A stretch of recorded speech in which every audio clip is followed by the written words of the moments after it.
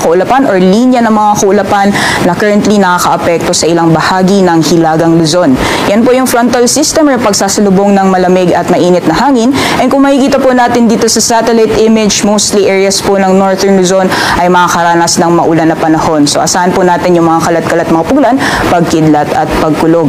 Samantalang sa nalalabing bahagi naman po ng ating bansa, although may nakikita po tayong bigla ang lumalabas ng mga kaulapan, most likely hindi po yan tatagal at possible duration niya ay nasa 30 minutes hanggang sa 2 oras. So itong mga kaulapan na po ito ay mostly mga localized thunderstorms lamang.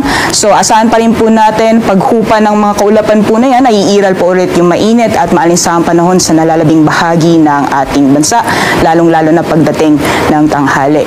Sa ngayon po, wala naman tayong binabantayan na low pressure area o bagyo sa loob at labas ng ating Philippine Area of Responsibility. Kaya this week, asahan po natin ang magpapaulan sa malaking bahagi ng ating bansa ay yung